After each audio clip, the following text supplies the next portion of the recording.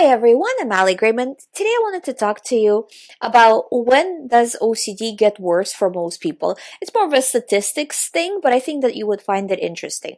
What I see, and again, I talk to people all day, every day about OCD recovery, so I have a lot of information when it comes to analytics and statistics and this kind of thing.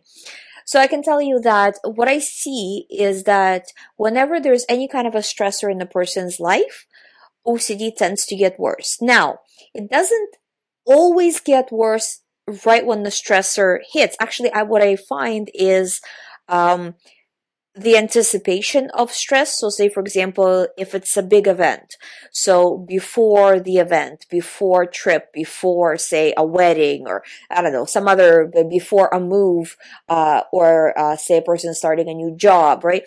Before the event, OCD can ramp up. Then during the event, a lot of the time it's actually not that high. But then after, when everything seems to kind of calm down and it creates kind of an empty space in the mind a little bit, right? And OCD just kind of swoops right in there, and just some random thought will come in and just create major panic. This is what I see very often. A lot of the times also before holidays, I have to feel good. I have to feel a certain way. Same thing with the weekends. It's the weekend. I'm seeing my family. My kids are home from school. I need to feel good. And that's when OCD can get really, really bad.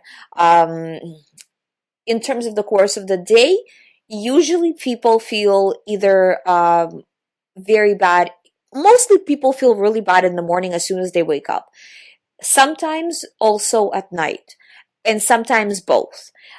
Throughout the day, I don't really see like in the afternoon that people tend to feel worse. I mean, I'm sure it happens, but it's not as common.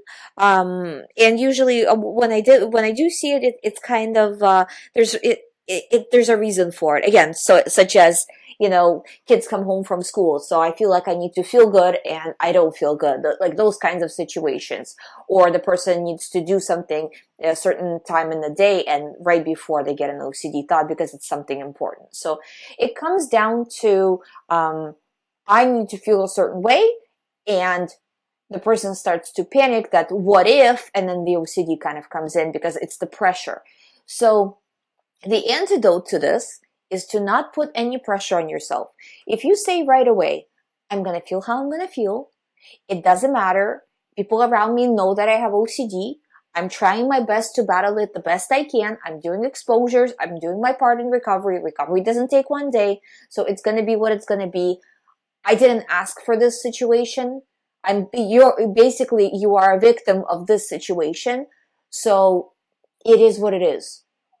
You are doing your best to recover, and how you're going to feel on any given day, whether it's a holiday or whatever, it doesn't really, it matters, but you can't put importance on it because it's just another day and we are in the process of recovery, right? That's really how you have to treat this, because if you really try to say, I want to feel this way, a lot of the times when I start talking to people, they'll tell me like, I want to feel good by Christmas. I want to feel good by New Year's. I want to feel good by my birthday, and while it's a good goal, it's those kinds of goals, they're not as effective as I'm going to do the best I can today. So between today and let's say my birthday, right? It has however the person wants to count, right? So, but let's say in the example, between now and my birthday, every single day, I'm going to give 100% effort towards OCD recovery. And I'm going to record and keep track and be accountable that I gave 100% effort.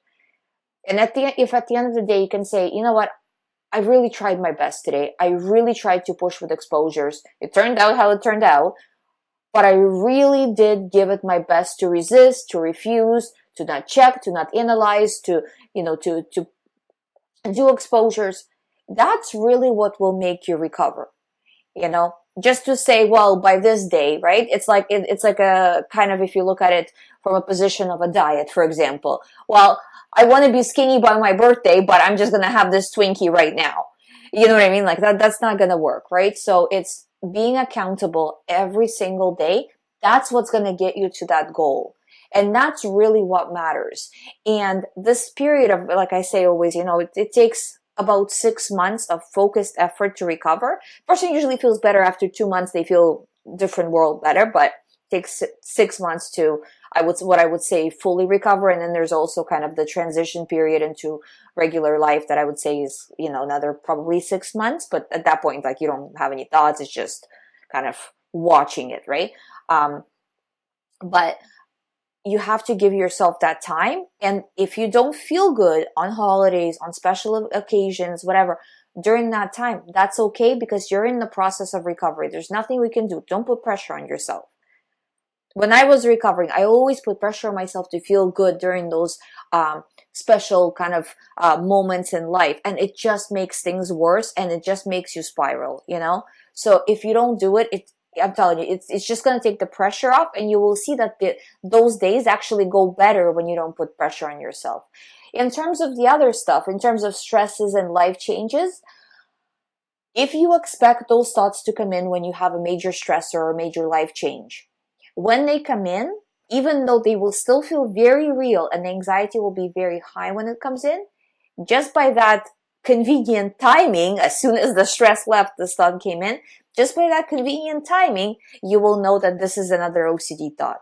So it's going to be kind of like a tell that this is an OCD thought, and will make it easier for you to resist, because it's kind of like, it almost gives you like a little bit of reassurance that, oh, I knew it was going to come in, and now it came in, so clearly it's OCD, so clearly I will disregard, even though it feels real and scary and blah, blah, blah. So those are kind of the two ways of dealing with that. I hope you find my videos helpful. Thank you so much for watching. If you haven't subscribed to my channel, please subscribe. I do daily videos about all things related to OCD recovery. If you would like to do one-on-one recovery program with me, all the information is on youhaveocd.com. Thank you for watching. I'll see you tomorrow.